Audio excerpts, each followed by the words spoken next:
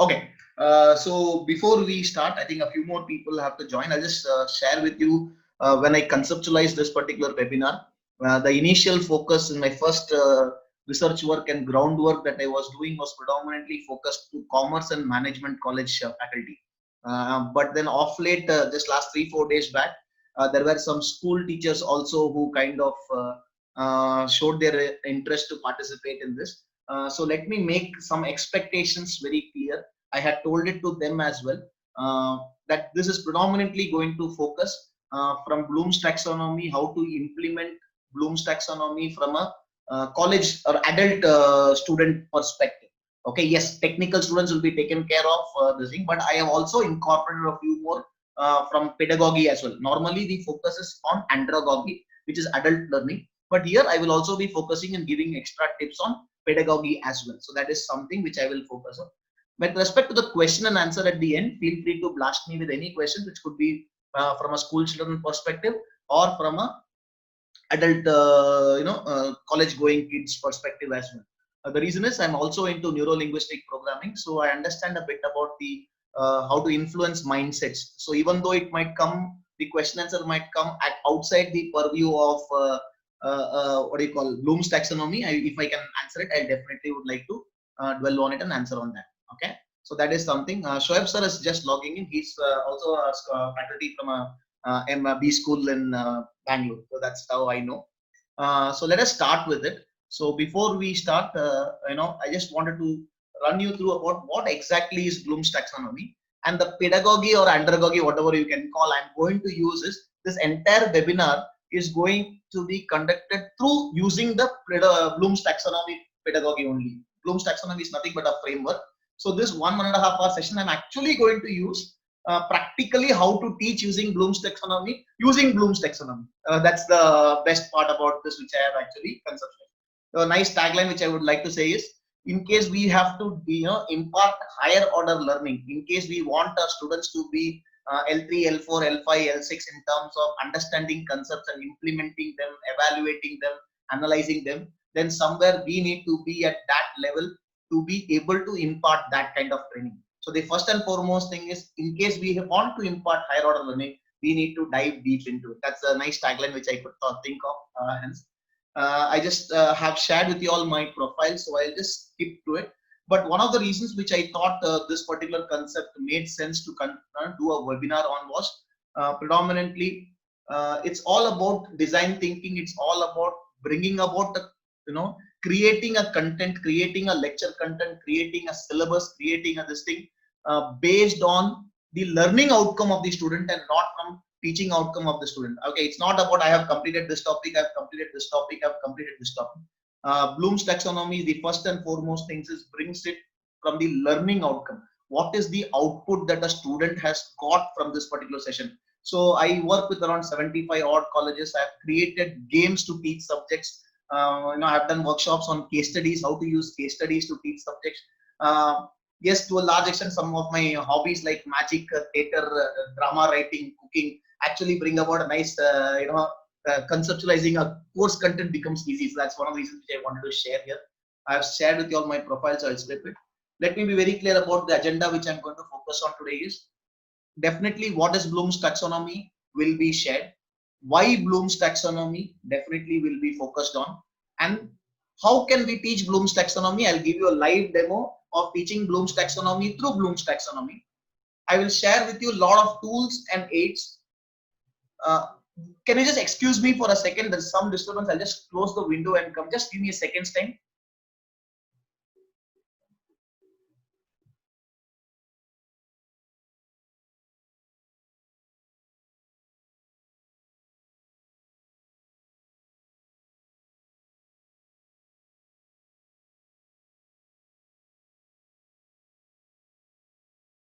Am I audible? Sorry for this. There's some drilling work going on in my neighbor's house, so I couldn't help it. That's the best part and the worst part about working from home. Okay, yeah. So I'll be focusing a little bit on the extra tips, some mistakes which people do when they implement Bloom's taxonomy in the letter and spirit. So that will be shared. So let us now start with the first thing. Can I have some honest admissions? Do we make students think? Yes, no, I'm open for any answers. You can use the mic to talk rather than using the. As teachers, do Not we make students think? Anybody? no, not much. That's an honest answer. Because I we didn't are expect that answer to be coming from because you. I do make we them think, but they don't think. Lovely. That's a nice answer. Okay, fair enough. Okay. Yeah. So that reminds me of a nice story. When I was actually doing some research on this content for this particular webinar, there was a beautiful story. I'll just share the story. There was a small kid, first standard KG or that kind of a small girl child. It was a drawing class, and the teacher had told, draw whatever you want. Feel free to draw whatever you want. And this kid starts drawing something abstract. Okay, something the teacher is not able to figure out. Some have drawn elephants, some have drawn scenery, some have drawn God. So this teacher asked this kid, "What are you drawing? I'm not able to understand. What are you drawing?" So this kid proudly said, "Ma'am, I'm drawing God." Okay. So the teacher was taken aback, and she immediately said, "But nobody has seen God. How can you draw God? Nobody has seen God." The kid replied, "Ma'am, after 2 minutes when I complete it, everybody will know how God looks like." Okay. So this is a nice joke which actually take it from a satire perspective. Okay, just because we have not seen God or our impression of God is not God. Okay, we kind of make sure that we stop the curve or we curb the thinking rights of a kid. Okay, so that's the first thing which I wanted to say. Answers can be wrong, but thought process if should not be curbed. Let us never curb the thought process. So let us not focus on getting the right answer or the wrong answer from a kid. The basic parameter of measurement should always be is the kid thinking. Is it thinking in the right direction, wrong direction can always be tinkered. But the fact is, let us make kids think. Okay, because the reality is, let me ask this question. One child is suppose degree college. Okay, one kid has got 85 percentage marks and the other kid has got 65 percentage marks. Okay, in a subject. Okay, in one particular subject, one kid has got 85, 90 and one more kid has got 65. What do you say? Who has attained mastery in the subject? Anybody? 95%. Mastery in the subject? 85% lost. Mastery in the subject? Mastery, because he studied well, I think he'll know better. Fair enough. about Anybody the else with a subject. different kind of opinion? Come on, let's make it interactive. Yeah, I feel we have to look for other criterias as well. Like what? Like the application part. Okay. But then at the end of the day, what gets you admission into colleges is predominantly marks. True, So but what does about, marks signify? but what does sustenance do then? Fair enough. But what does marks signify then? Right, wrong? We are having a discussion. We are not having a debate. Relax. Okay. Yeah, anybody else? Perform, or let me put it the other way around. Is marks criteria to evaluate performance?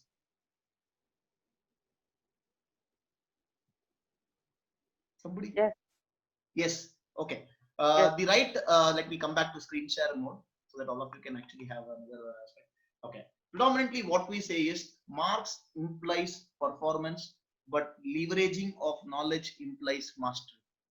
Okay, that's a very subtle difference between getting good marks. Okay, you might get marks that shows performance. I get 90 marks. That's a performance. It's a performance criteria. But have I achieved mastery in that particular subject?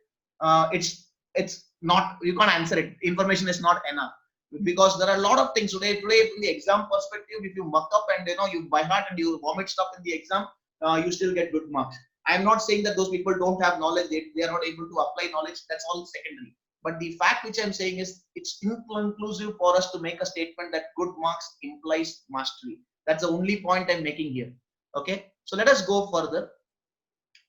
Here I come to the crux of Bloom's taxonomy.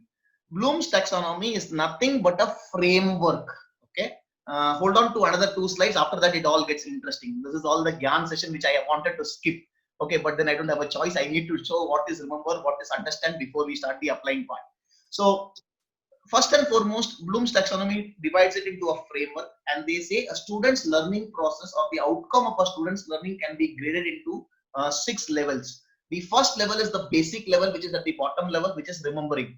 Okay, basically, and that's predominantly what our exams today tests. Okay, the ability to muck up subs and just go ahead and repeat it or vomit it in the exam. So remembering. Okay, with due respects, remembering need not be understanding and remembering. Remembering could only be remembering. A classic example, like I say, with due respects, the shlokas that we learn, from our religious textbooks, jo padhte hain, it might be in Sanskrit. I don't know the meaning, but by heart hota hai, starting to ending, start kiya, it keeps on going in the flow. Now that is the remembering part of it. Very easy to understand. I don't know what it means, but I know to say it in the proper tune, swara, whatever you can call. That is the remembering part, easy to understand part.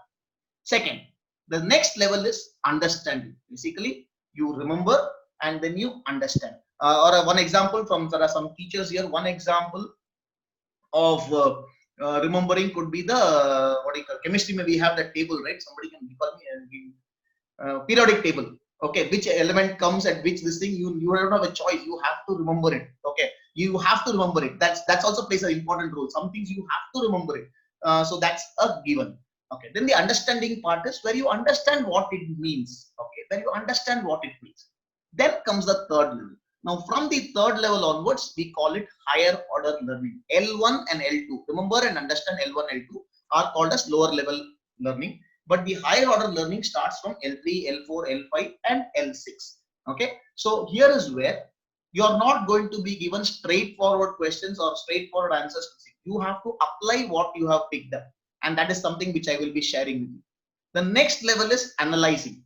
Now in analyzing and applying, there's a small difference. Applying is what you have learned, you apply it so that you get the desired outcome or whatever you are looking on. Analyze is understanding pros and cons. Okay, if I do this, what happens? If I don't do this, what happens? It's taking that application to the next level in terms of ability to forecast, ability to think extensions, line extensions, forward extension, backward extension to solve the problem.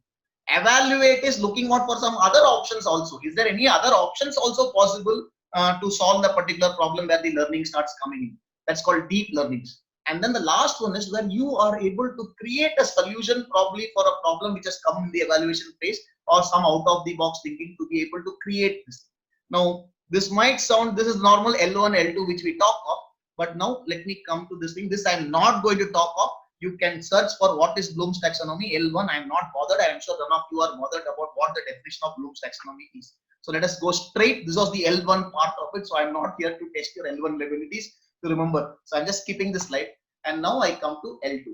Okay, L2 mein cognitive learning. Can somebody tell me what all of you know about cognitive learning? Anybody?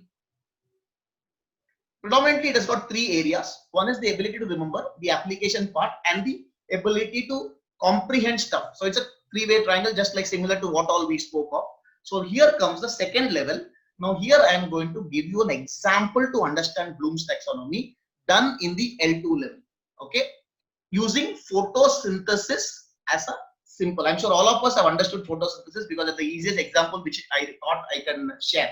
Everybody would understand what is photosynthesis. Now, if I were to make students remember what is photosynthesis, everybody will tell me this. Photosynthesis, the ability to make chlorophyll, it converts it into starch and oxygen. Okay.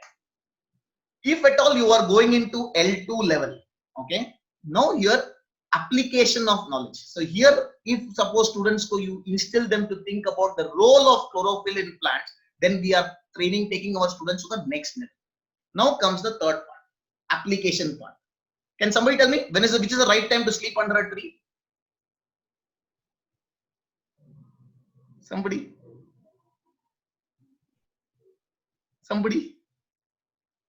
Hello? Hello, yeah, maybe during the daytime because due to photosynthesis, oxygen is released. Exactly. Nighttime, it's only going to be carbon dioxide. But here what happens, now that we have encouraged the children, and this is the concept, okay, don't go by the photosynthesis definition.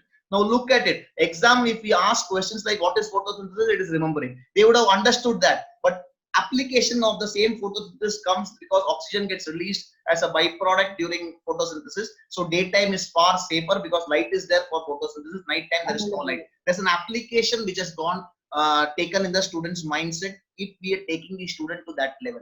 Fourth, what happens now if the student were to ask a question? Please understand, this is not I am asking a question. If the student were to ask a question, what happens to plants that are not green? Now that means we have taken our student from the level of application to the level of analysis, where the student is now thinking about options, pros, cons, hai, nahi hai, and the like of it. So this level inculcates student into making them analyze stuff.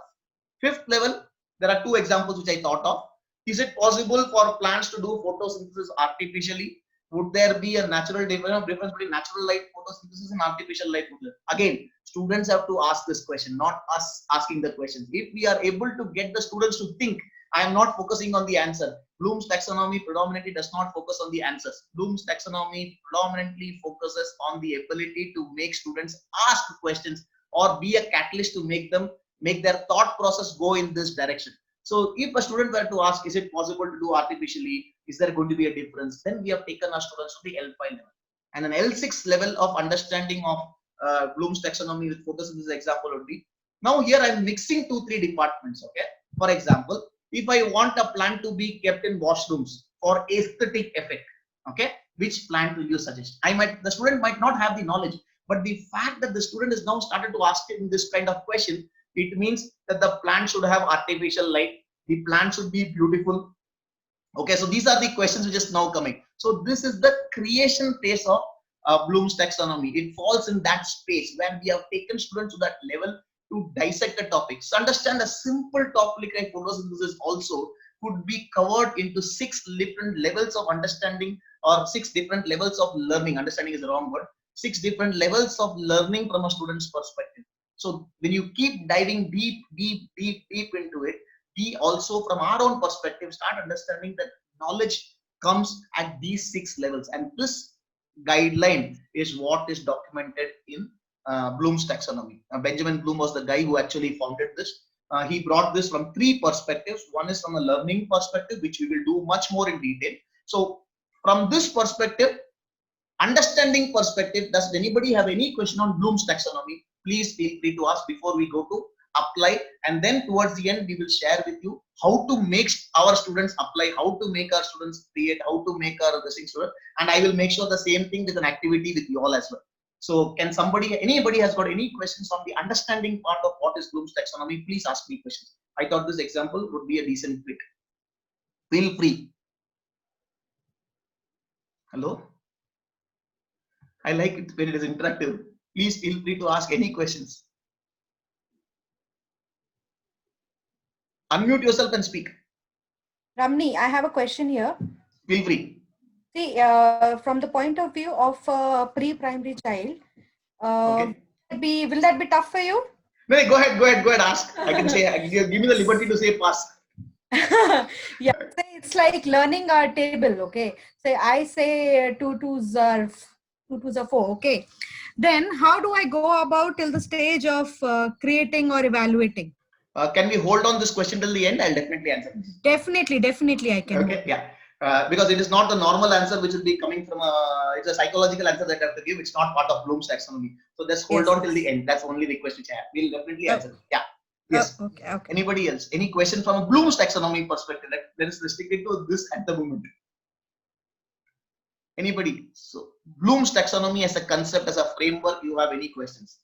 Hello, Yes, ma'am. Ramani, like, is it applied to all the commerce and management subjects? Can it apply to every subject of commerce and management? Ma'am, Bloom's taxonomy is nothing but a framework. Okay. And the best part and the worst part about Bloom's taxonomy, the guidelines, okay, are vague. It is not, there is no process of which says this is how you have to do Bloom's taxonomy. So there comes the teacher's knowledge, the teacher's exposure, okay, and the teacher's ability to be able to convert something from totally a different, dimension to be teaching a different subject also. But it can be applied across because we are only focusing on the learning of our children. Let me give an example from a commerce perspective. I gave an example of photosynthesis. Let us talk about, if I were to give you an example of, say, law of demand and supply. Okay, price increases, demand goes down. This is remembering. This is remembering. Okay. Now, if I want students to understand that, I can actually bring about an x-axis and y-axis and change the x-axis to y-axis. So now the student has to understand the concept to answer that question. Getting this? If one is price and one was demand, correct? Now, if I Yes. make the x-axis and y-axis ulta, if the student has not understood this concept, he will not be able to answer this question. Understood the understanding part of it? Yes. Yes. Okay. Now let us talk about application part of it. Where does it apply? Now, for example, for example, you can give them examples where you can tell them this is the price for a particular, why did this phone get sold? That's an application part of it. Okay.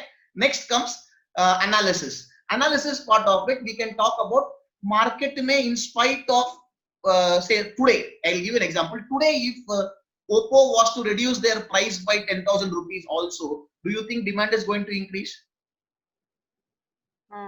No. Why? Because it is not going to increase, because the market itself has come down. So a price on only one product coming down, or in a times like COVID times, okay, where you started analyzing. The student has started analyzing in terms of market is coming, price is coming down, but demand is still not increasing. Why? Because people don't have money to spend, or because of the COVID problem. This is it. So you started understanding pros and cons. Understood the fourth level. Then the fifth level is evaluation. So there we talk about, will this persist, will it not persist, or is it got other factors to do it, or if merger of 2-3 brands towards one brand coming in, will that make an impact? Then that is analysis level. So the L5 level that you can do it for anything. L6 is the creation, where you are inventing a solution, inventing a product, coming out with a new solution kind of. But predominantly it's a guideline. So guidelines can be used anywhere. It can be used anywhere. There is no hardcore process that this is how it has to be. We are only talking from understanding the learning process of a student. Level 1, level 2, level 3, level 4, level 5, and then last is level 6. Level 6 are experts. Teachers need to be at L6 to create L5 level learning.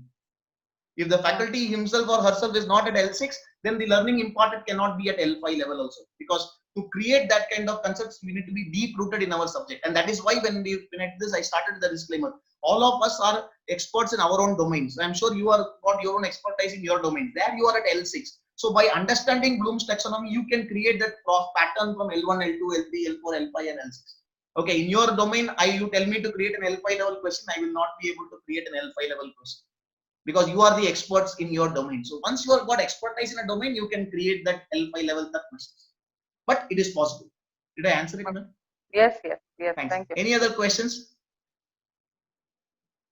Shoaib sir, questions at the puchiye. Okay, so let us go further. Now here comes application part. This question, I think 1 or 2 people might know about this, but I still thought this is one of the best questions to application level. Okay, so I'm going to tell you all a small story. Okay, at the end of the story, I want to ask a question, and I want you all to answer this question. Please don't answer this question on microphone. Don't type it in chat for everybody to view. Please send it in private chat to me.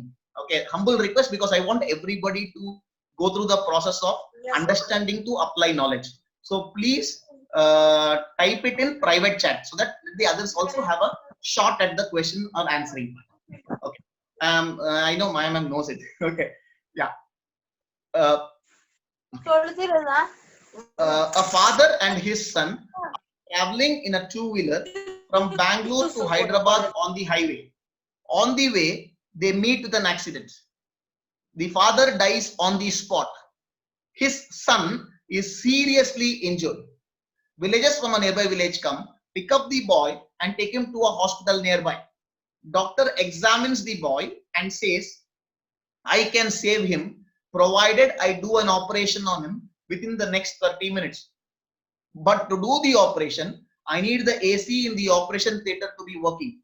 Unfortunately, the AC is not working. The only AC mechanic in town has gone to native place and is going to come back after 5 days. If you take the boy to the hospital next to town, it will take you 1 hour to reach. What to do? One villager says, Doctor, yesterday in my neighbor's house, I overheard that there is an AC mechanic. Can I call this person? Doctor says, yes. Villager picks up the phone, speaks to the neighbor, speaks to the AC mechanic, and the AC mechanic comes to the hospital in 5 minutes. AC mechanic checks the AC and says, I can repair this in the next 5 minutes. But before I repair, is it possible for me to have a look at the patient? Doctor takes the AC mechanic to the ward. On seeing the boy, the AC mechanic says, oh my God, this is my son? If you know the answer, just type it in private chat. Why did the AC mechanic say this is my son?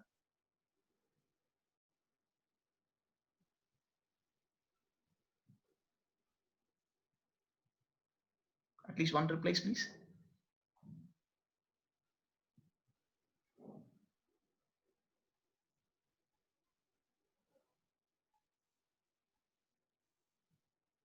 Anybody? I'm not getting one single reply. Should I repeat it? Yes or no? Hello, should I repeat it? Am I audible? Sholay ka dialogue yaad hai. Yeah, I'll repeat it. Okay, fair enough. Okay, a father and his son are traveling in a two-wheeler. A father and his son are traveling in a two-wheeler from Bangalore to Hyderabad on the highway. On the way, they meet with an accident. Father dies on the spot. His son is seriously injured. Villagers from a nearby village pick up the boy, take him to a hospital nearby. Doctor examines the boy and says, I can save him provided I do an operation on him within the next 30 minutes. But to do the operation, I need the AC in the operation theatre to be working. Unfortunately, the AC is not working. The only AC mechanic in town has gone to native place and is going to come back after 5 days. What to do? One villager says, Doctor, yesterday in my neighbor's house, I overheard that there is an AC mechanic. Can I call this person? Doctor says yes. Villager picks up the phone, speaks to the neighbor, speaks to the AC mechanic, and the AC mechanic comes to the hospital in 5 minutes. AC mechanic checks the AC and says, I can repair this in the next 5 minutes. But before I repair, is it possible for me to have a look at the patient? Doctor takes the AC mechanic to the ward. On seeing the boy, the AC mechanic says, oh my God, this is my son. If you know the answer, why the AC mechanic said this is my son, private text me. Okay, I've got one right answer from Jeshri ma'am. Okay. A few wrong answers. I won't say that. Okay. I got one more right answer. Okay. Shoaib sir, right answer. Okay. The objective is, let me give out the answer. Shoaib sir and Jeshri ma'am got it right. I know my ma'am knows it, that's why she did not reply. Yeah. The answer is the AC mechanic is a lady. Okay. And understand this, I'm not blaming anybody for not getting this answer. It happens. You know why? Because there's a pattern of influence that has come into people's minds. There's a pattern which has come into people's mind that AC mechanic has to be a guy. I never use the word he nor she. I always said either third person AC mechanic, or I use the word I. I can repair this next time. I'm not blaming anybody, but this is what happens. Now understand, if I ask a 5-year-old bacha, who are the people who will say this is my son? Don't you think the understanding level, L2 level question, who are the people who will say this is my son? Don't you think that kid would have said very easily, this is only father and mother will say this is my son? That is the understanding part of it. When we go to L3 level, we need to make students start thinking of applying what they have learned. And sometimes the application part has to come. So this is what happens. Are we triggering people to or triggering our students to think? The objective of application will never come if we don't trigger students to think. Puzzles and questions, riddles, especially young children, using riddles is something which makes kids learn. Puzzles mein jo, the concept that probably thanks to my young days, I have been grown up in a lot of puzzles. Daily dinner time used to be filled with puzzles. So that is probably one of the reasons why I don't know, but I still advocate that a lot of puzzles actually help the thought process of ability to think analytically. So this is the application level part which I am talking of from an L3 perspective. Okay, coming back. So that's one example which I wanted to share. The next thing about application which I want is, now there is some maths faculties here. I think Gracie is from maths faculty. Okay. Now, this is also an application level question. Those who are not good in maths, just ignore it, but have some fun. It's a right angle triangle, 3 and 4 centimeters. H is equal to question mark. I'm just incorporating every subject here so that every faculty can take something back today. I am not here to teach you what to put in your question. This is not a standard process. I'm making the sharing with faculties how to think, how to make people think to design questions on application level, design questions on evaluation level, design questions on analyzing level. So 4 centimeter, 3 centimeter, H is equal to question mark. H is the, it's a perpendicular on the hypotenuse. Anybody wants to give it at least the process? I'm not bothered about the answer. At least the process. or max? Not at all needed. Huh? Anybody wants to give it a wild shot? There are two applications of two topics here. Okay, nobody's coming for the answer. Okay, I'll give it up. One is Pythagoras theorem. Pythagoras theorem is 3, 4. The last one has got to be hypotenuse has got to be 5. I think this everybody knows. Okay, so that is Pythagoras theorem application. And the second thing is area of the triangle calculated in whichever direction will be the same. So half into 3 into 4 is equal to half into h into pi. So half of cancel, pi h is equal to 12. So you can actually find it out. So that's how you do it. Because I calculate the area of a triangle, whether this way or any other manner, the area has to be same. So here we are talking about students from a mathematics perspective, how to make them apply what they have learned. Okay, so it's a small example from a mathematics perspective. So this is the third level of what we called as application. Now let us come to the fourth level. L4. Are we making students to analyze? So here I'm going to come out with something else. All of you have played this game? Yes, sir. Lovely. So let me tell you one thing. Is this a game on strategy or is this a luck-based game? Luck-based game. Absolutely. Even if I am playing with, say for example, if I'm playing with Pallavi, and if Pallavi is not there also, or Pallavi throws the dice, I can move the coin on her behalf, because at the end of the day, dice mein jitna aaya, I have to move it. I don't have a choice.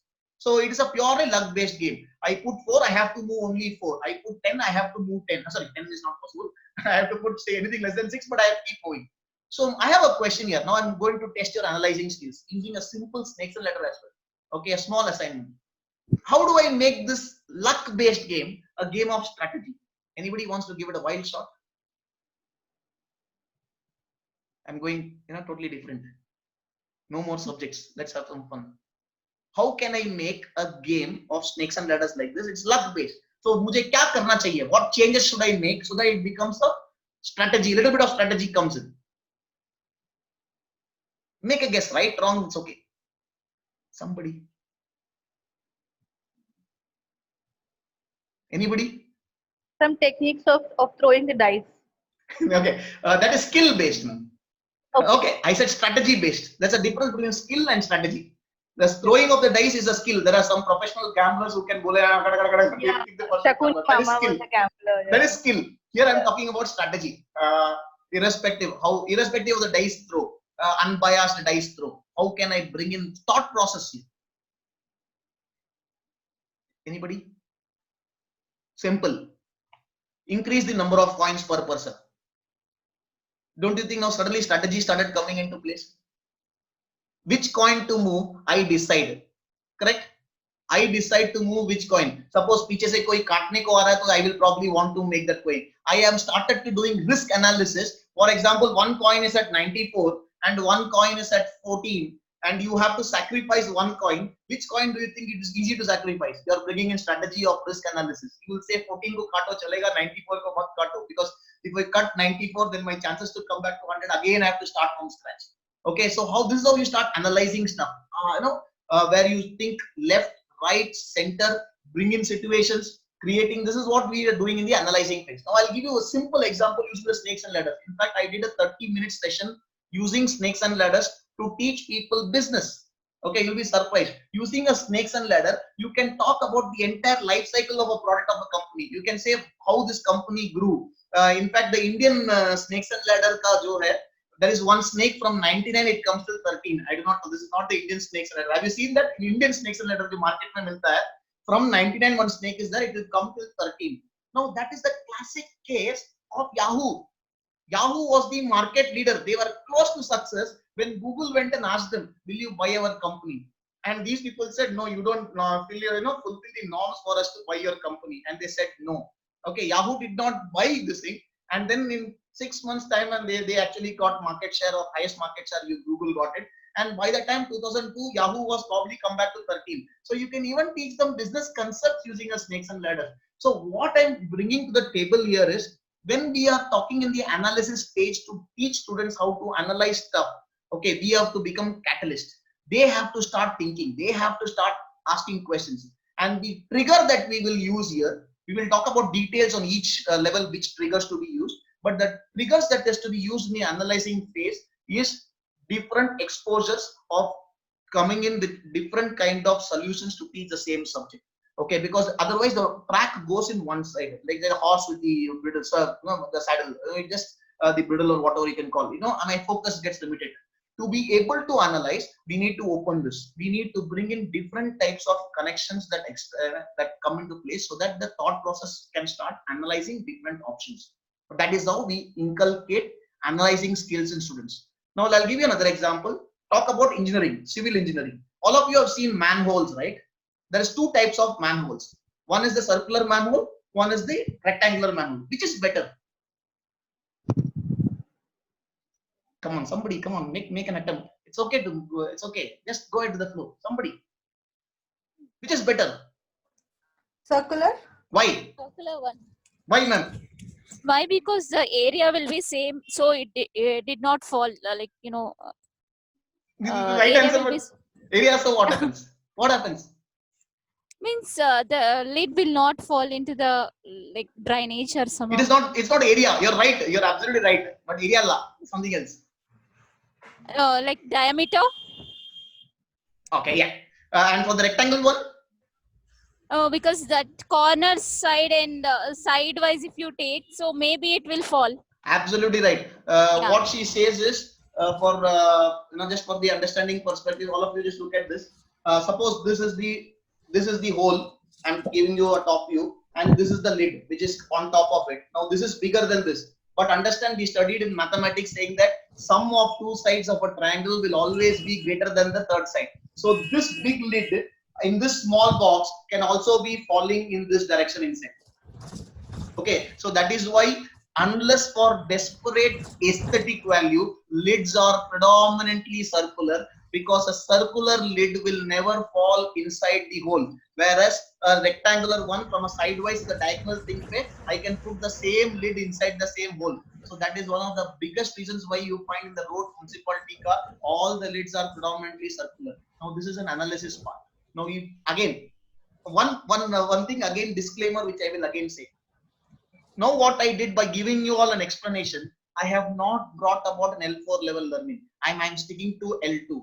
Understand where I'm coming from. Telling people that this is why this is done is not L4 learning. It is still L2 learning only. The students should start thinking. So we should actually trigger. Otherwise, we are still at the same level of thought process. Okay.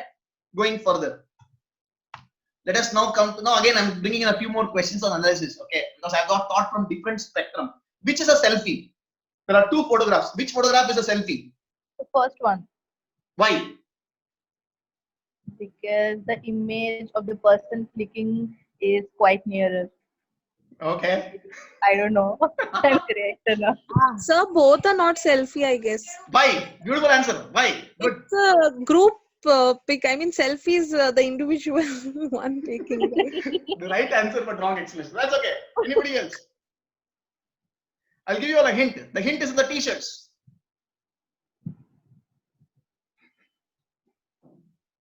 And today's generation, there are a lot of young people here. Young people. Nisha is young. It will be, the selfie will be in the mirror image. Absolutely. So none of them are actually mirror images. Both are not mirror images. Both are not selfies. Absolutely right point of view. Look at how a concept of mirror image can be used in a topic of selfie, understanding selfies and not selfies. Both are not selfies for the simple reason, because in one I can see 4G and in the other one I can see sunshine basin, or even forget that, in most of the guys t-shirts and the girls t-shirt, the logo is on the left hand side, which is on the left hand side here, which means it is not an it's not a what do you call mirror image. So the fact is, any questions? Hello, did I miss something? So anybody has a question? Okay, maybe no. Okay, any questions? Okay, so where I'm coming from here is, so please understand, this is how we start the triggering of the analysis perspective. Analysis can never happen in line extension. You have to start thinking and bringing in different dimensions to the thought process. Okay, now let us come to the last L5, L6. I'm not going to cover because we would be needing to be L6 in those subjects to be able to do it. So L6 also, I will give you contents how L6 gets developed. Okay, yeah. Now I have a question here. Evaluation. Now we come to evaluation. You are LO. Dice roll is 4. There are 4 LOs to be moved. Which yellow would you move? Anybody? You can analyze it for a few seconds and then let me know. There is one yellow on green, one before the green, one at the base spot, home spot, and one is at the red spot. Which yellow will you move? One you can cut blue, one you can cut red, one can run farther away from the green part. Come on, somebody. All of us played Ludo, right? Look at the power of Ludo to teach concepts. Hello? Am I going too fast or am I boring? I don't know. When I don't get answers, I get paranoid. I get Actually, simple question. Yeah. Top I one. like to move the near red one. You want to cut the blue one. Yeah, yes. Why? Why would you want to do that? Because I'll get one more chance. Okay, but you can cut the red one also and get one more chance. No, but the blue one, it has already completed its Yeah, path and because it's coming near to the end. So Okay. therefore, if we cut that, so major loss, better loss, more loss. More loss to the other person. So you are not bothered about yourself. You are bothered about killing competition. Yeah. Fair enough. And I which can move the competition? yellow one. The yellow which is near the yellow one Okay. because it is going inside. The yellow one, which is which Like one? that will go to the arrow mark is up. So that will not cut the red one. That will go inside the thing. Like I can reach my destination kind So of. you mean to say you will move the yellow, which is before the green one, after the red one? No. Which is in the yellow, like in between the red ones. But that is just starting, ma'am. You will cut the red one. If you start that, you will cut the red one. But there is one more red behind No, you, but one more red behind you, which can come and cut you. no, I think that okay, that is not the one. Then fair enough. I get this Yeah, answer then- also. They say, I can cut the red one. I'll get one more chance. I can go ahead. And even if what happens is, even if the red from behind cuts this yellow, I still don't lose much because you know why? Yeah. Because I don't lose much because I'm just started. So getting cut at the starting point of it is still okay, rather than cutting the blue one like the other two ladies said, cutting the blue one, and there is a chance that green can come from behind and cut my yellow, which is actually on its second half of the journey. Both are right, both are wrong. I don't want to get into an argument here, but the fact is, when It you depends upon the persons. absolutely. So understand the beauty about this. When you ask questions like this, people start fighting, people start putting their arguments. And in a classroom perspective, if we want to have L3, L4 kind of learning or L5 kind of learning, we should encourage students to ask and talk rather than tell them what the subject is. So and then you can connect this with any kind of subject. It is all about talk about risk analysis. You can connect it to risk analysis. You can talk about competitive strategy. You can talk about challenger strategy. Marketing, where there is something called as leader strategy, challenger strategy, follower strategy. Talking about a simple game of Ludo, we can actually teach them all these concepts. Okay, this was an example from marketing perspective. You can actually teach marketing strategies using a Sir, game of Ludo. excuse. Yes, ma'am. Actually, I just want to know whether the case analysis will come to this level L5 or it will be in L4. Case analysis will come to L3, L4, L5. L6, I have not. Okay. Writing a case study probably will come in L6. But using a case L6, okay. analysis, L3, L4 Analysis. predominantly, ma'am. Evaluation stage, Okay. I have not seen a normal case study, but there are some case studies at L5 level also. But what No, happens? actually, what I'm thinking is, for a case study, there is no particular answers. It depends upon the person and their perspective, their thinking, way of thinking. That will differ. Very true. How they are handling the situation may differ. Very So true. I'm thinking that it may come in evaluation part. It will come in evaluation subject to the person who's written the case study should be able to throw in lot of multiple paths with data to be interpreted. Okay, fine. If the case study does not have multiple paths with data to be interpreted, then it will not scale up to L4. Huh. It will be at L3, L4 Yeah. because the case study needs to be given data. They have to unearth the data. It's all on the level of unearthing data where you can classify it as L3, L4 or L2. Did I answer that question? Yes, sir. Yes. Okay. So, this is one example of evaluation. I think there's one more evaluation. Okay, you can connect it to business. Yeah. Again, one more Atrangi thought process. How do you know if someone has not added you in your phone list? I'm sure this is, all of us want to know this, no?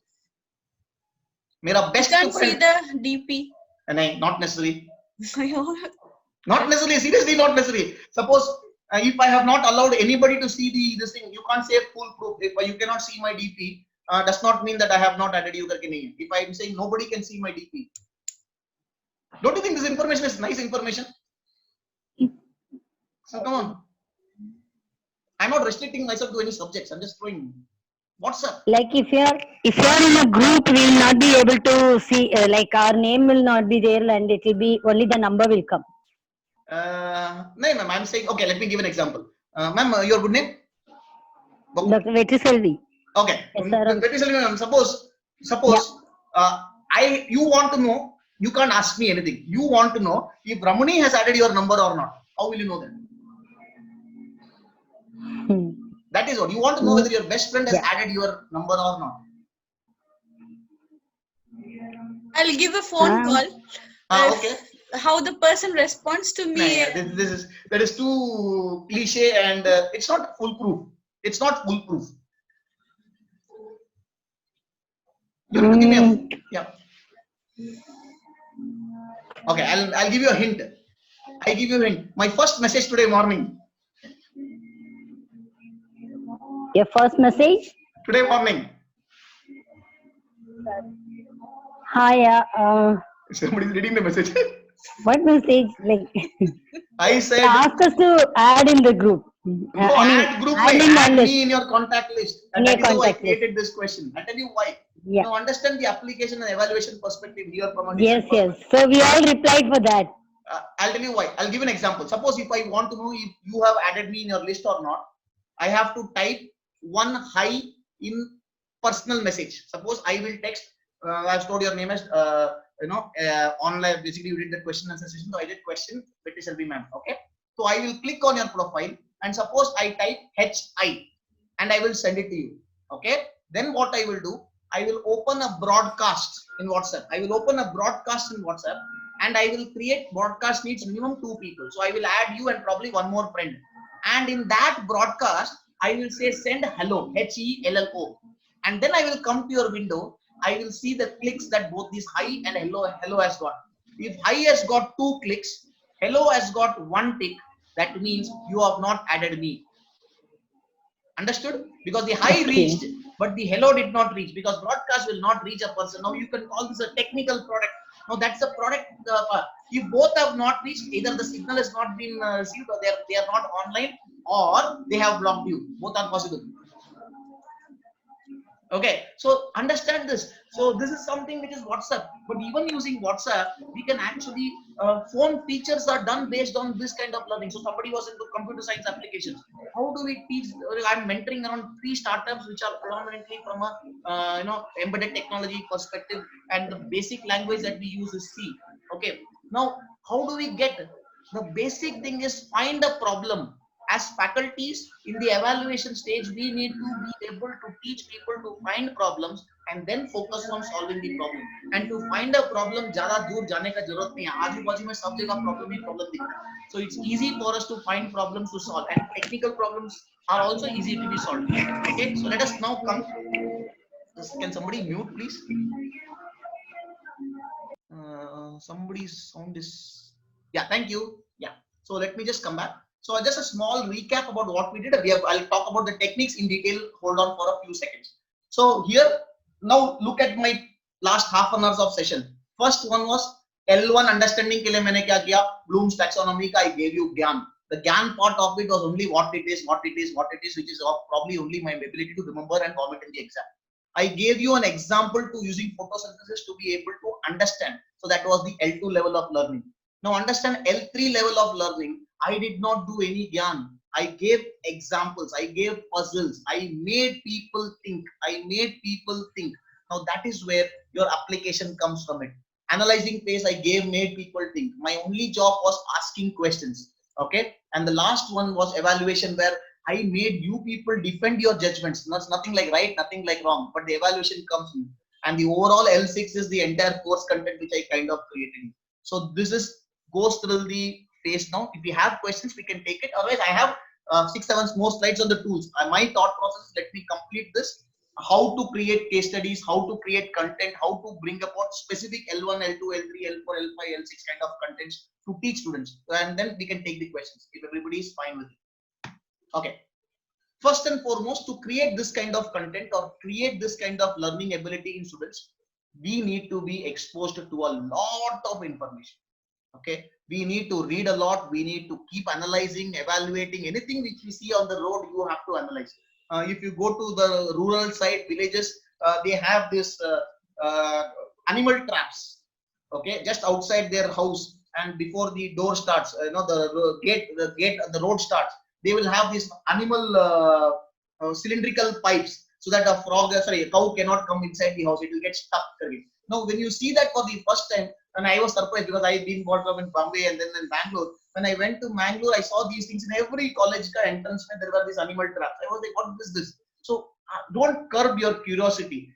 We also need to scale up in terms of understanding. So reading is a lot. Okay, exposure. The more exposed that we are, the more we travel, the more we talk to people. Somewhere what happens is all this gets stored in your as a repository, which can be used at a time when you want to create any subject. I'm not restricting myself to subjects like the round thing, manhole cast stuff, civil engineering, but you can do it from connected to mathematics. That is where the connection happens. So connecting the dots is the key here. So first is, let us equip ourselves with a lot of exposure. Real life scenarios, and that is where there's a whole load of real life scenarios. You want to teach anything, there are movies which can be used to teach. So learning from real time scenarios, learning from movies, and using the same movies to teach people, amazing. Okay, you can actually do that. Third point is a pedagogy style. When we are teaching our students, we need to stop explaining stuff and ask more of probing questions. Now the first question which will come to me is, how do we complete syllabus? Okay, this is the standard question which comes to me. And with due respect to everybody, yes, we have got to, we as academicians, we have got a tight rope. एक बाजू में syllabus खत्म करना है, and दूसरा बाजू में they say use all these pedagogy tools to make sure that's an impact in our classroom. I will suggest start with at least one module. Okay, going further, you can start implementing, and we also need to get the hang of understanding L3 to L6 kind of thing. Once we have got a hang of it, you can actually do L1 and L2 as home assignments, where they come experience with this, and then we take it to the next level. But at least start somewhere. Not starting is more dangerous than starting. So at least start, break the inertia and start. And when you do that, consciously stop ourselves from explaining rather than asking. Make students ask questions. The more kind of questions that your students start asking questions is an indicator that they are growing in the L3 to L4 level. That is where questions happen. Okay, so tools and aids, I've done it from level 1's perspective. Level 1's, all of us know, reference books, guides, textbooks, whatever you can call, that is where the content is, where we are just going to remember them and by heart stuff. L2, faculty videos, pictures, examples, explanation. These are some of the tools. You can use faculty's experience comes into play to explain stuff, make people understand stuff. Videos, there are a lot of videos in YouTube to make people understand stuff. Pictures can talk a lot of stuff. Examples, explanations, storytelling. The best part about is storytelling. I think Dr. Vilas, right, is from the computer science. Sir, I want you to, those who are from the computer science department, and especially we teach them networking, network Tannenbaum, computer networking, 7 IP layers, right, sir? We teach them, right? Okay, please Google today James Bond story and the 7 IP layers. वो story को याद रखेंगे तो they will know, they will all there is no need to by heart these 7 layers. Through a story, they can understand all these 7 IP layers in a nice story form, how James Bond comes from this thing, delivers a secret packet to another place, and the entire 7 IP layers can be learned from a story. Or there is something else like we all have our shortcuts to remember the periodic table, right? Mother, father, something. We have this entire stories which we have created, so that the first 2 letters we put it and then we write this thing. So that is one more way of remembering stuff. Okay, which is not the understanding, it's remembering stuff. So that comes under the L1. But storytelling is one more effective means to bring about an inculcation from a perspective of L2 level learning. Going further, tools and aids, okay, for the L3 level. Puzzles, okay, laboratory, assignments. Assignments with cater to this kind of learning is something which helps people.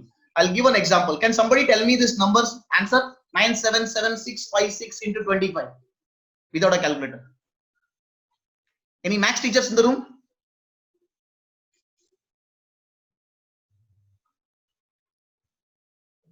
Hello.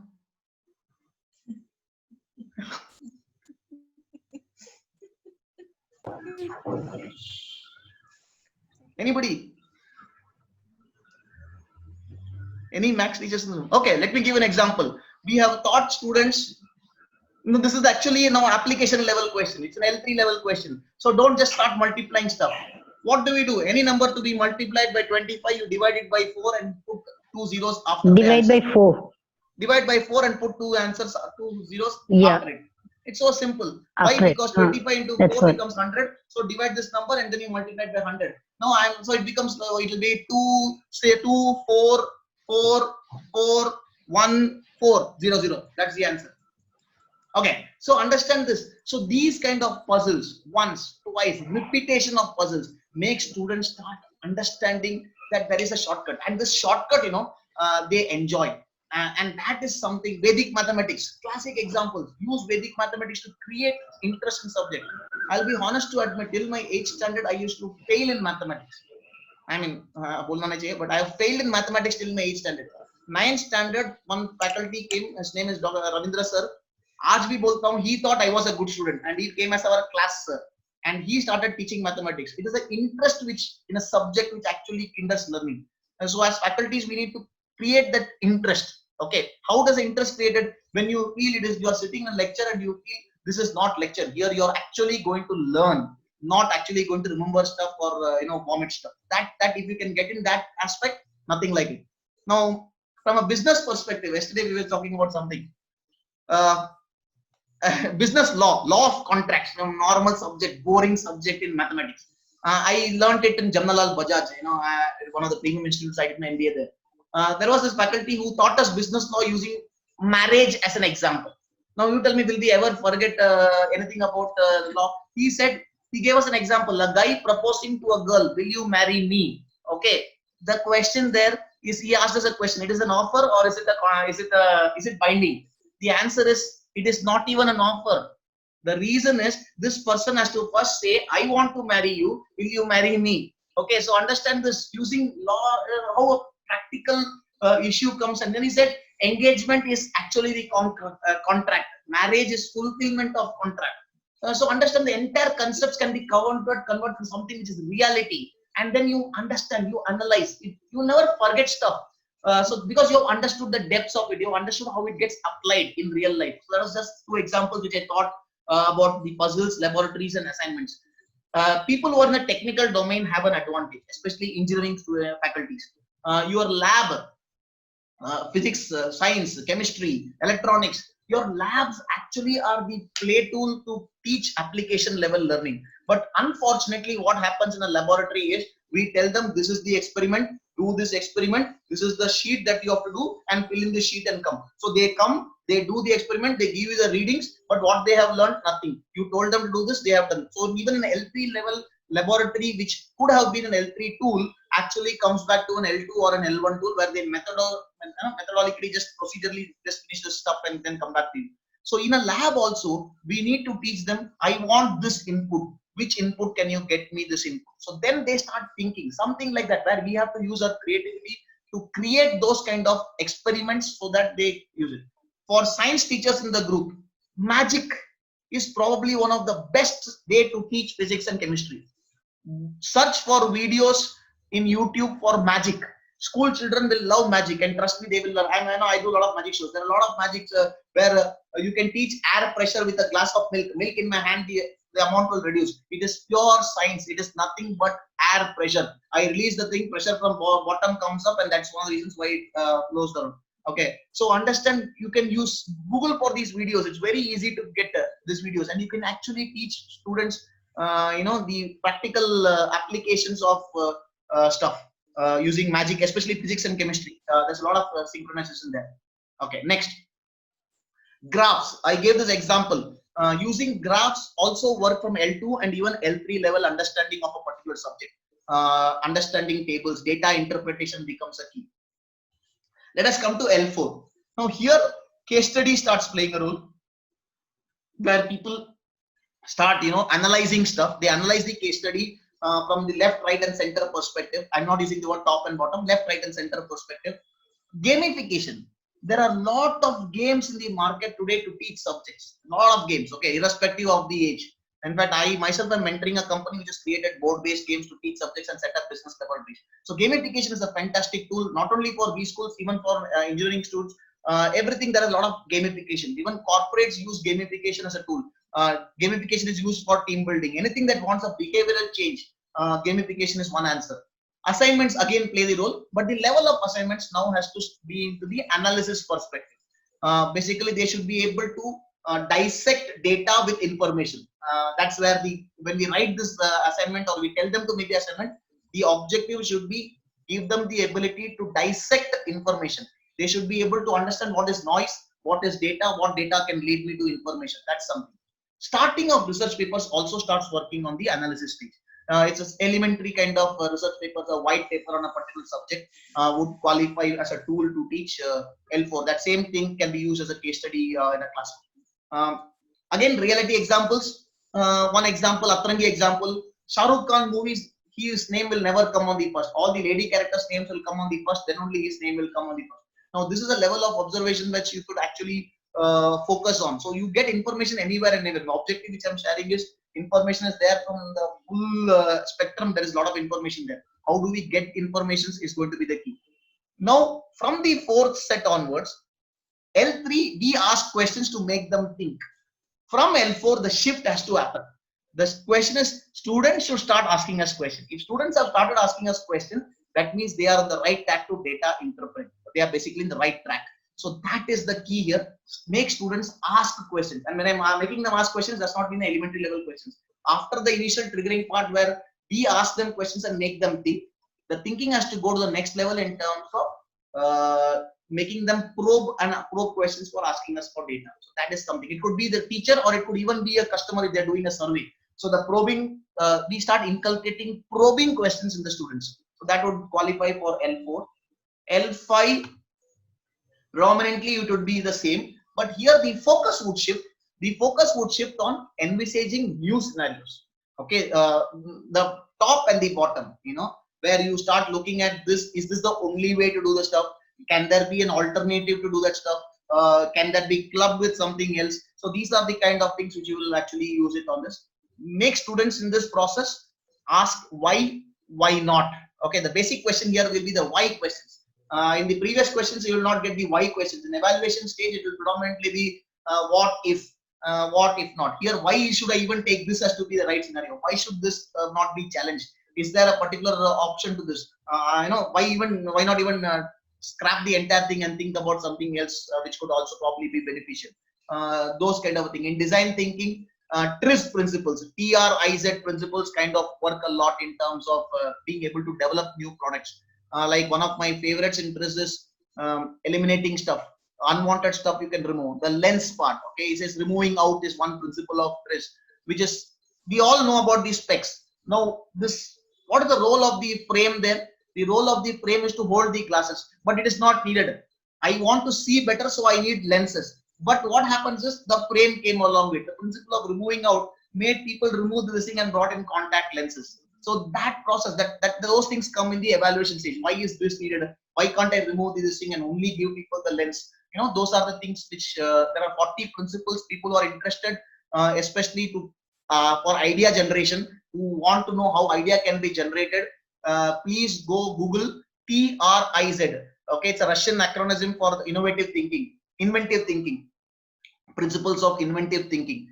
So basically Google it. There are 40 principles. They say no new product has been developed which is out of these 40 principles. So this 40 principles, any product has been developed based on these 40 principles only. Okay, so and you can use it for management as well. Okay, the management concepts are part of it, so you can just a question of that. So please Google that. You will get a lot of ideas in terms of creating content for teaching. Tools and aids for L6, the major project work that you encourage people to do, research papers with an aim. Now here is something we need to be L6, and L6 is a perennial journey. You don't stop, you keep learning, you keep exploring, keep deep diving. So I don't want to speak much on L6 level because we need to deep dive and self-learning process which happens. But the focus here is on unearthing information. How do I unearth new information, not the information given by somebody? How do I unearth deep down learning? Creation of content falls in this area. Look out for problems to solve. Small 6, 3, 4 lines guidelines. Let us accept the fact that today's students are far smarter than what we were at their age. I think the first thing we need to accept this. Today's students are far more smarter than what we were at their age. Thanks to the exodus of information, thanks to the internet. Because we need to accept this. Because if we don't accept this, we will teach them the same way that we have been learning. So that is one thing which we need to accept and move and change. Okay. The second one is from a student's perspective, the more we teach them analytical, I don't want to use the word teach them, more they start learning analytical skill sets. It kind of brings about an overall improvement in their overall learning of different subjects as well, except for language. Okay. So the analytical thought process, the ada theta, make people think ada theta, extreme left to extreme right of the spectrum, comes when we start puzzles kind of a thing, inculcate them at a young age if you can to start thinking analytically. Third, encourage questions, thought process. Okay, don't curb thought process. I'll give one example, personal example. This professor that we were talking of, Ravindra sir, he came and I think in the 1980s, 87 or 87 I gave my 10th. So 86, 1986 or something. This guy came and told in the classroom that just yesterday somebody found the pi value till 1000th number or something. Okay, that is pi value has got the 1000th number or something. And he said anybody can find 1000 first number of digit of pi because it's a rational number. It's an irrational number or rational number, I forgot. Okay, so that number 1001st number, if somebody can find, then probably that guy can become a scientist. I was thinking, I said, yeah, it's my 22/7 is pi, right? And you will not believe it, I wasted one full notebook and wrote 1500 numbers, basically a recurring number. And I went and gave it to him in the classroom next day. I made a fool of myself. But that gentleman in the class, you know what? He made me stand. He said, what you did was not right. But at least you took the pains of coming and writing this 1500 numbers. And till date, that one thing made me think about the pi. I'm still even now fascinated. Pi has got now 10,000 digits or something. Last people who have counted the 10,000th digit after the decimal. So that's a learning process which happens. So never kill people who are thinking. Kill the thought process. Okay. Now a disclaimer. Please be very careful. You might have an L5 level content or an L3, L4 level content. But if you explain it, it still becomes L2. Understand this. I have a content, but if I'm explaining that content, that means I'm in only L2. I'm making them understand the content and not making them think. Understood this big difference? That's why I put it in bold. Please be extra careful. Your content might be L4, content might be L3, content might be even L5. But if you explain the content, then the thought process is killed. It still comes back to L2 content. Okay, so that is why I say ask, make people, as faculties, all that we do is, shift the focus from teaching to this thing. Be a catalyst. Be a catalyst. All that we have to do is be a catalyst in the knowledge process. One more disclaimer. Bloom's taxonomy bolke, don't dismiss L1 and L2. Okay, this is one more mistake people do. They get into higher order learning, and if the basics is not strong, how can you put higher order learning? If the concepts are not strong, how can we put higher order learning? For example, Pythagoras theorem, the example that I gave. If I don't know what is Pythagoras theorem, I'm not able to solve area problem. How can you bring in higher order learning? So that also has to be taken care of. You have to bring about a balance between L1, L2 and this thing. Normal process followed in engineering colleges, normal followed in business schools is L1 and L2 is given as home assignments and evaluated over a test. And after the test results, once the faculty knows that, okay, they are pretty well versed with the concepts, then they give a small orientation class and then they start with the L3 case studies kind of sessions which we normally used to happen in General Bajaj kind of a scenario. So that's something which you can implement. But again, one recipe fits all solution is not right. Your college students, you know your students better. So don't aim at L5 from day one. Start with L2, L3, take them to L3 level, then build it on it and take them to the next level. So that's one thing which I wanted to share. There is one more. Bloom's taxonomy actually has got 3 paradigms. The second one is from the student's perspective. This is from a student's perspective. I won't go far. I'll go very fast. This is the second last slide. Okay, before that, let me take questions in case anybody has got any questions. Any questions on this so far? Please feel free.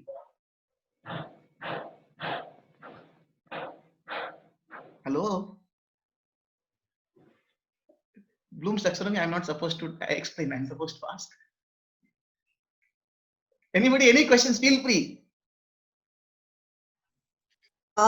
Hello. Yes. This is Aarti Shanbag from Yes, St. Aloysius College, Mangalore. Yes, yeah. I had a personal experience of preparing a question bank incorporating the Bloom's taxonomy. So that's where you say that we should start with first at the lower levels and then go for analytical, comprehension, analytical evaluation. So that was the mode of, those were the steps which have been told to us. But generally when we identified the methodology, I thought that why don't we subdivide the modules into 2 or 3 parts and then take them into those 5 to 6 orders. Ma'am, can I answer this question? Yeah, please. Okay, 2 points. First and foremost, which subject do you take, ma'am?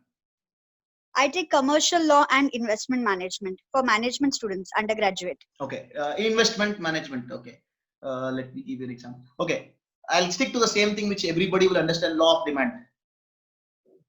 Is economics. Okay, yeah, fine. Basic economics. Everybody will understand the example. Would the answer to a student 5 marks question, explain law of demand and discuss law of demand, would you evaluate the same way? No. I generally hesitate for putting the question discuss. My question is simple. Explain law of demand is 1 question, 5 marks. Another question is discuss law of demand, 5 marks. Okay.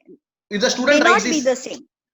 May not be the same, but most of the faculties who are going to evaluate it are going to evaluate the same answer for the same thing, correct? Yeah. With due respects. Okay. This happens. Okay. Now understand. Bloom's taxonomy will work only if if it's not about the evaluation also has to be done in the same spirit in which the question was asked. If you are expecting an L3 because today what predominantly happens in most of the colleges is, Bloom's taxonomy has got a choice of verbs which demarcate into L1, L2, L3, L4, L5, L6. Okay, basically discuss comes in L5 and evaluate comes in L5 kind of a thing. Okay, or let me put the easier word: analyze law of demand and explain law of demand. One is L2 level question, one is L5 level, L4 level question. But you know what? Most of the times the answer that the student writes is the same, and the marks that the student gets is also the same. Most of the times. Okay, so here is where you can even 2 things. I'm saying come first, orient students towards Bloom taxonomy rather than evaluating them on their output. Have they understood? Have they comprehended? Have they analyzed stuff? That is a secondary part. Okay, and it is very easy to ask a subjective question, but the question here is, are you going to evaluate the answer differently for different types of Bloom taxonomy based questions? And in India, most of the times question is asked just because to fill up 1 column there, which Bloom's taxonomy is used. Okay, that is L4 level, but when it comes to evaluating the answers are evaluated in basically what the student has written and the marks are given. We all have our compulsions from management, from university. I don't want to get into that game. I'm saying there is one area where we can do a change, and that is more than asking the question. That formality will still be there, but I'm talking from a pedagogy perspective itself. When we actually go ahead and teach students, we can actually teach students differently.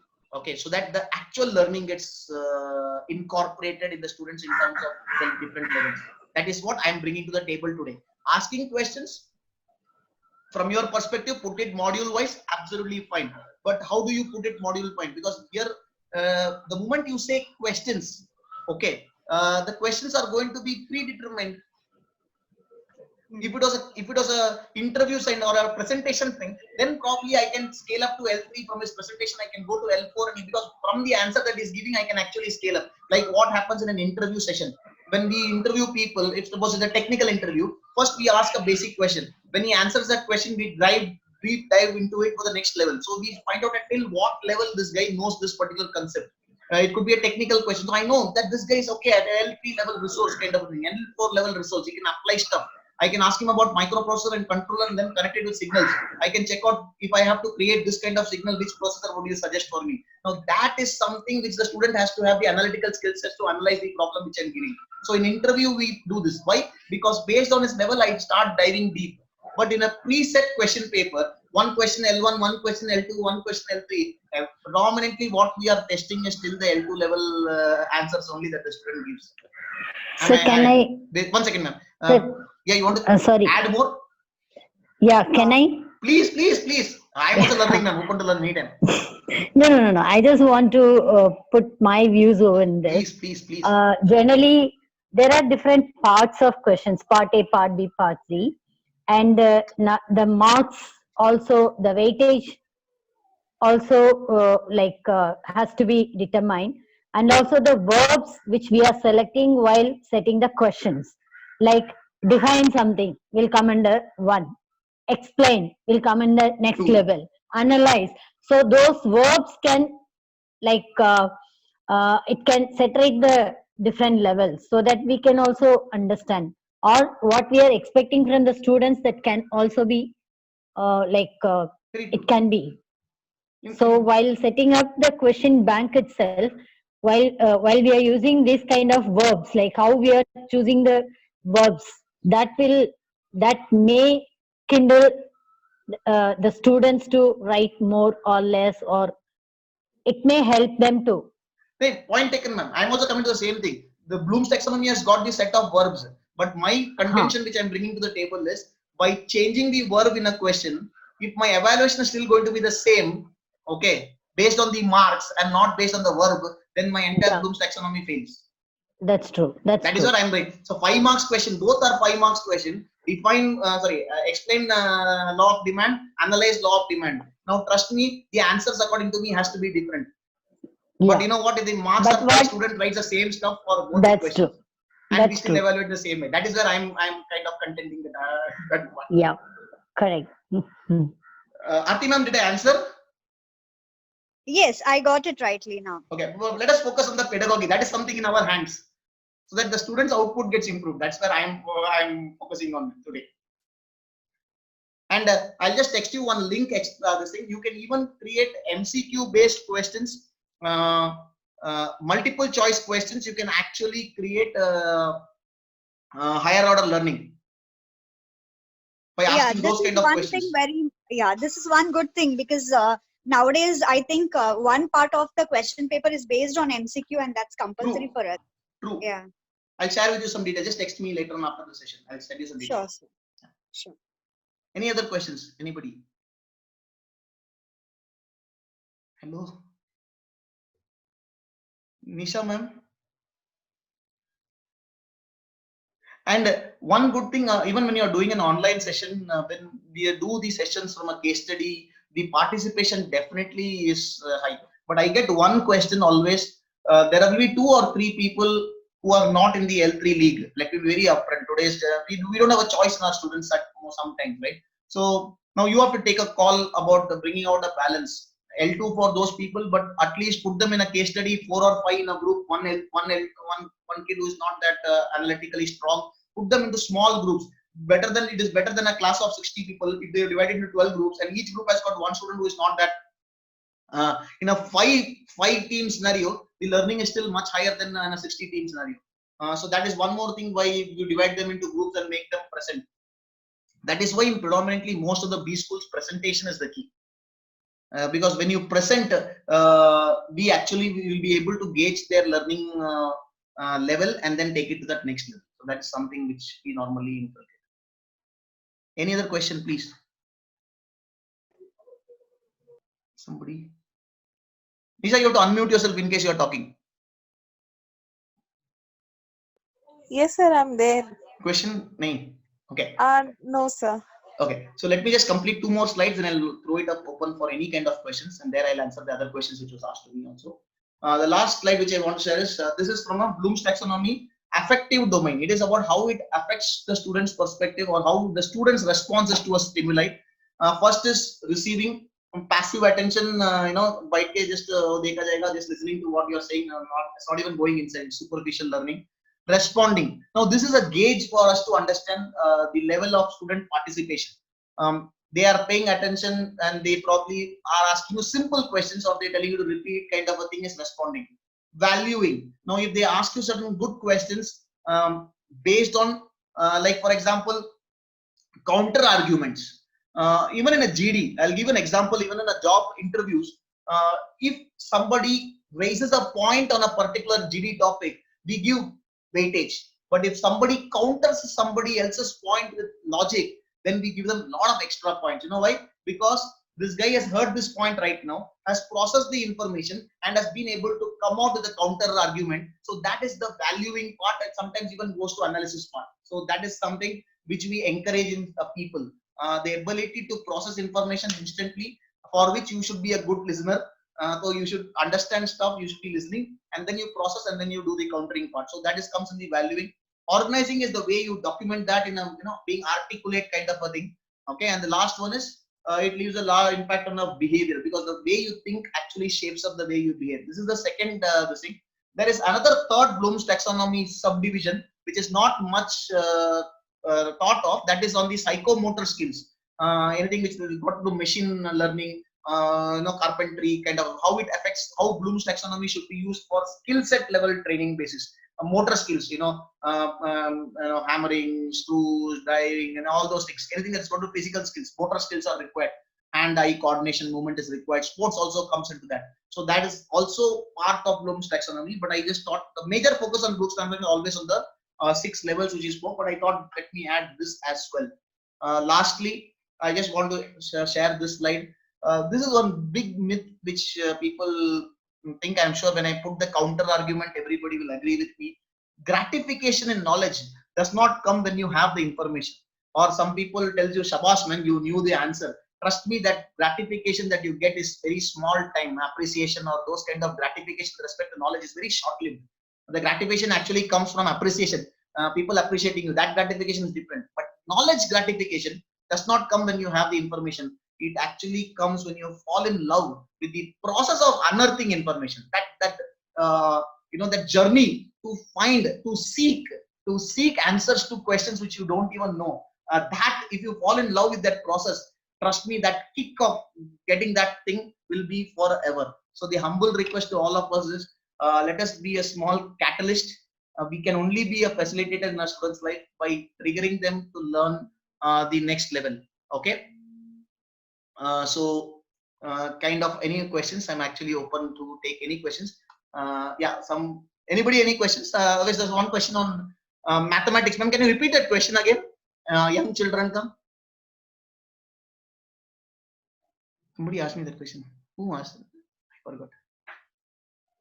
They are there? Yes, sir. Yeah. Can you repeat the question again, ma'am? Yes, sir. How does it, how do I deal with children who are young at age? Like, suppose if I have to take the tables. So how do I handle it with Bloom's taxonomy? Ma'am, see, Bloom's taxonomy does not focus only on the table part of it. It focuses no, just an example. I'm just giving. It focuses on the table, on the mathematics part of it. Okay. Like the same tables ka example deta hu. Now table is something I have to by heart. It is L1 learning only. Okay.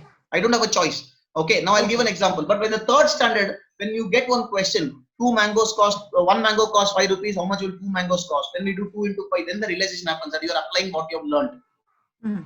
Say example of periodic table, which I said, which we study at the 8th standard. Periodic table by heart karna hi padega. You can't say I will understand periodic table. No, you have to by heart stuff sometime. So that is L1. But mathematics as a whole, okay, understanding numbers as a whole, or your application part on 10 table becomes easy, right? Students love 10 table, right? Yeah. As kids, we all love 10 table. You know why? 10 table. Yes. Because the application was easy, right? Easy. True. Application was easy. So you can say Yes, 1, yes. 2, 3, 4, 5, 6, 7. So 10, 20, 30, 40, 60. Now that is an application of multiplying by 10 is equal to, just put 1 0 after the number. That is an application part of 10 table. It is actually one table. Yeah, right. Okay. So from there, once your student goes to the second standard, you can say why 11 table is different than 10 table. Because 11 is a prime number. Yes. That is analysis stage. Okay. Understand this. 1 table, 10 table is same as 1 table. Then somebody can ask you why not 12 table is similar to 2 table, or why not 11 table is similar to why is it not easy? Because prime number tables are always tough. Other tables can still be easy. But again, what I wanted to share here is put puzzles in place. Put puzzles in place to inculcate learning, at least L3 level. And one thing, coming to the exact answer, that is the formative years. Okay, as young children is the formative years. This is psychological answer. Formative years mein, you should allow the mind to explore. Okay, along with by hearting stuff, make the mind explore. Okay, you can teach them to paint stuff. Painting is one more way of releasing stuff. Okay, so that's the age of exploring. So don't curb the exploring part at that point in time. But tables are L1, it has to be by hearted. There is no two choice about it. So you mean to say that the age is kind of a determining factor when it comes to Bloom's taxonomy? Bloom's taxonomy is predominantly used for school level pe bhi chalta hai, but at least after the 3rd standard onwards only, not from first. So is it not that when we find a child doing certain exercise or certain activities, that this person is like, this particular child is exploring as well? Yeah, exploring, but the ability to analyze the info. Okay, a small child putting the big exactly. Yes, I got it. That comes in practice. That is problem solving skill sets. Yes. Okay, so you have those conical things putting inside, right? First one, yes. One. But you will find a lot of kids at the young age putting it in any order. Okay, then probably it falls down. Now that learning is not a cognitive learning. The cognitive learning phase out. Okay, but it is trial and error. Cognitive learning is analyzing going by your past experiences. So the more the past experiences get built, okay, your cognitive learning becomes stronger. Okay. So cognitive learning predominantly comes with a lot of exposure as well. Okay, and one more thing, even I am a NLP practitioner. Lovely. So is there any means that we can use NLP techniques for younger kids? Ma'am, NLP for kids, you can probably use it to influence them by practicing NLP, but not from teaching them. Yes, you can. Especially light side, I think we'll take that offline. Now, I can understand. Yes, ma'am. Yes, ma'am. Please. College students, NLP is required at every stage. Do you think like their comprehension, this one is diverted because of social media and lot of other distractions? Do you think they require? Ma'am, as soon as they enter the college. Ma'am, there is something which is called as priming. Okay, I will give you a different answer. It's called priming. Okay, all of us would have visited a dentist place, right? Some point in time.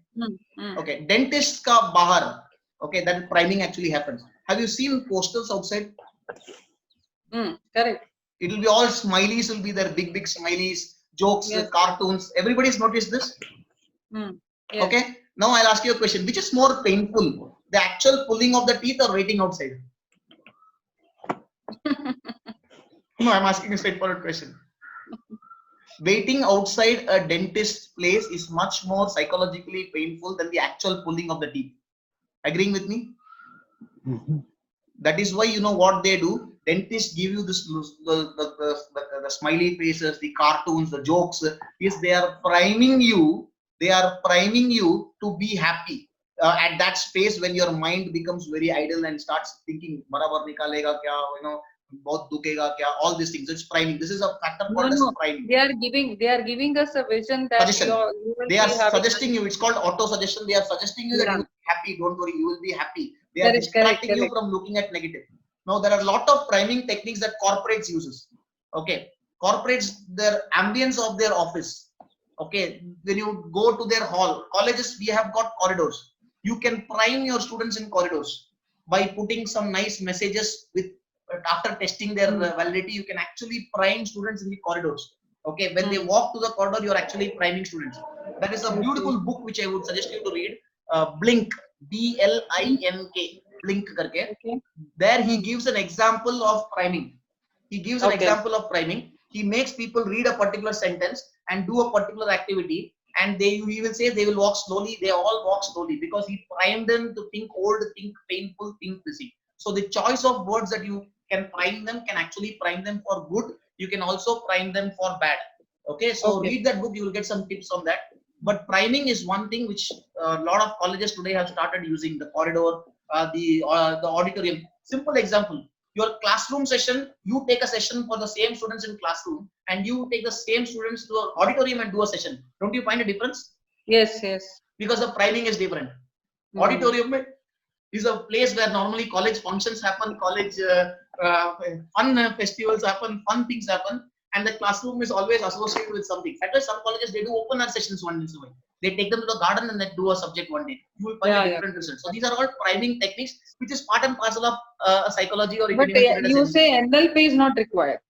All this is part of NLP. These are small There techniques. is, But you these don't are have to tell the student it is NLP. Acha. Why should the student know that it This is? is the first stage. What you are saying? This is the first This stage. is not priming. the first stage, and there are a lot of stuff. But I'm saying from a student's perspective, we don't have to tell them that we are going to use psychology to make you people change. Correct. Why should we tell them? उनको Correct, उनका correct. भाषा बात करके अपने objective से मतलब है. True. And Blink, Can who I is the ask author? you? Ma'am, I Who is don't the know. author? I don't know. It's a very famous book. You'll get it in paperback No editions are available. B-L-I-N-K. No problem. No issue. Yes. Yeah. Somebody wanted to ask a question. Sir, can I ask Yes, you ma'am. something? Please, This please. is out of curiosity. Hopefully, I can Because we answer. were talking about maths, I Yes, just ma'am. want to know where this abacus stand in. Ma'am, to Like- be very honest, abacus, I don't know much, except that it's a tool which can help kids multiply fast. It's a tool, whether it's abacus or Vedic No, mathematics. this tool is in which level it can come under. Acha, in which level I'm it just comes? thinking. Yeah. Okay, I put the picture of abacus in L3. Abacus is nothing but a calculator, ma'am. It is probably only not even application. It is only helping you remember and memorize faster. But it's not an application part also. No, it's not even application part. It is just helps you get the answer faster. Oh, okay. 34 into 77. Using abacus, you do Fine. the give out the number. But they're applying, no? They're Applying. No. only- They're applying. They're giving you answers. No, that's what the difference is. Okay. One thing. L3 is applying this mathematics. The guy who created abacus In something applied else. it. In something Okay. else. Okay, fine. The age of the boy Right. example, the mother example which I gave. Okay. Ah, The kid knows okay. that it might take 5 minutes, it might take 10 minutes, but I know the answer. Yeah, okay. Okay, but application level pe, the triggering part, it still comes in, I think L2.5%. Something like that. Between it will- L2 and L3 It will maybe. be, but still it's only a speed which gets reduced. Okay, that's fine. Fine, sir. Anybody else? Any questions? Feel free. Hello? I hope it was of any use. Do not know. Any questions? Feel free. The more number of questions I get, the more happy I actually feel. Sir, Yes, Nisha ma'am. here. Yes, ma'am. Sir, in a class of, say, for example, we have 60 students. Okay. Can we implement this Bloom's taxonomy successfully, even though if students are not on the same page? Like we cannot expect all 60 will be thinking out of the box kind. Right? Very true. Yeah. So, Okay. So in such cases, that's what I said. So if you divide them, that's one of the reasons why case study is very powerful. I am a very strong advocate of case study. You know what happens when you divide them into 5 groups or 4 groups? Okay, there is one person who might not be that strong, but he will get lost in a crowd of 60. But in a group of 5, there's less chances of him getting lost, and the other people also would involve him, because in a group of 5 or 6 there will be involvement. Now again, as a faculty member, are you going to take care of everybody? It's an ethical, moral question. I don't want to dwell into that. Okay. But at the same time, we need to do justice in terms of building the entire average of the class to a next level higher average. Okay. Right. And if you are looking at bringing the average, mathematics tells you that don't focus on the top people, because the top people are not going to contribute much to the average, increasing in the average. They will contribute to the average, but not in increasing the average. The increasing average comes in the average students, because then if you take them to the next level, your average value increases. Okay, 90 wala bande ko constant kare, they will get you only 95. Okay, that 5 is not going to make a significant difference. But a 60 guy comes to 80, everybody is going to give you a chunk of 20 to increase the average. Understand Right. this? I'm talking about increasing average, not the average value. Okay, so that is, I would want to focus on that, the average students, to push them to the next level. And one more reason why pushing those average students to the next level is predominantly because, with due respects to all faculties, somewhere today our academics focuses only on remembering and by hearting stuff. Yes, sir. Probably the analytical skill sets are there in the average students. They just don't like the by hearting stuff. That is where you can actually find a lot of great potential Yes, sir. diamonds, according to me. Okay, I might be wrong, I might be right. I don't want to get into a debate, but I think that is one area. So getting them to Bloom's taxonomy talks about that perspective, making them, take them to the thought process, initiate the thought process, kickstart the thought process. Okay. Thank you, sir. Any other questions? Hello? One last question, please, anybody? Okay, before we wind up, I'll just share with you all a feedback link. Should I send the feedback link on WhatsApp, or you should want me to send it here? WhatsApp you send. Okay, I'll send it in WhatsApp. Two things here. In the feedback form, please write the exact name that you want for the certificate. Please add your titles also, Mr., Mrs., Miss, whatever you want, doctor.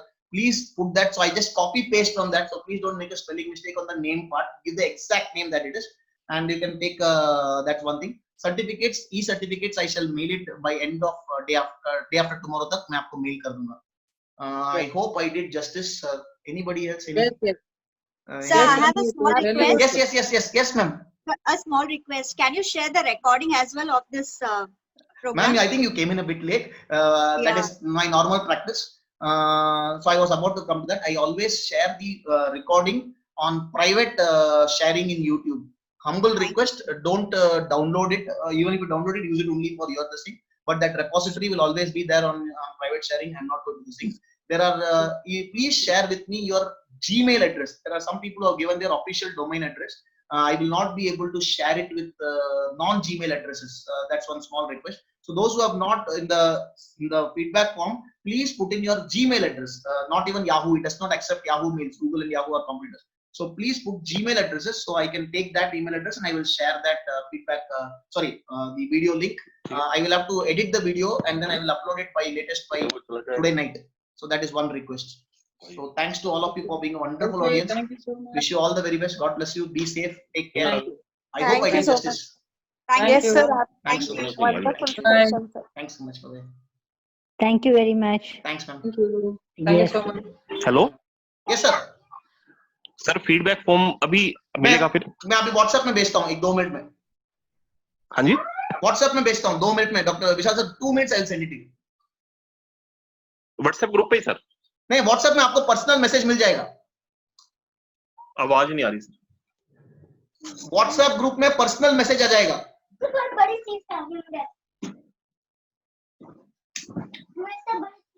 I will just text you in WhatsApp in a couple of seconds.